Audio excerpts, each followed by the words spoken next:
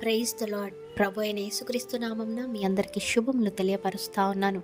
ఈ యొక్క వాగ్దానాలచే మీరు ఆదరింపబడినట్లయితే తప్పకుండా ఇతరులకు షేర్ చేయడానికి ప్రయత్నించండి. మనుషులు ఇచ్చే స్వాతంత్ర్యము పరిస్థితులపై ఆధారపడవచ్చు, కానీ యేసుక్రీస్తు ఇచ్చే స్వాతంత్ర్యము హృదయంలో ప్రారంభమై జీవితాన్ని మార్చుతుంది.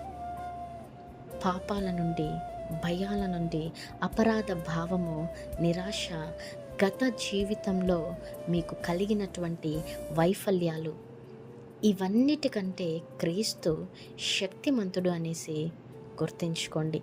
యేసు మిమ్మలను కేవలము సమస్యల నుండి బయటకు తీసుకురావడమే కాదు, కానీ దేవుని పిల్లలుగా క్రొత్త జీవితంలో నడిపిస్తాడు. ఆమేన్. ఈ ఇండిపెండెన్స్ డే సందర్భంగా గుర్తుంచుకోవాల్సిన విషయం ఏంటంటే, దేశ స్వాతంత్ర్యాన్ని మనం జరుపుకున్నట్లే క్రీస్తులో మనకు లభించిన ఆత్మీయ స్వాతంత్రాన్ని కూడా ఆనందంగా ప్రకటించాలి. చిన్న ప్రార్థన. ప్రియమైన యేసయ్య, మమ్మలను బంధించే ప్రతి భయము, పాపము, నిరాశ మరియు అపరాధ భావం నుండి మమ్మను విడిపించుము.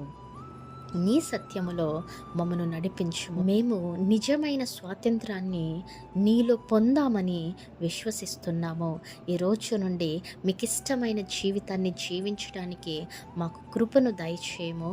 యేసు నామములో ప్రార్థిస్తున్నాము తండ్రి. ఆమేన్.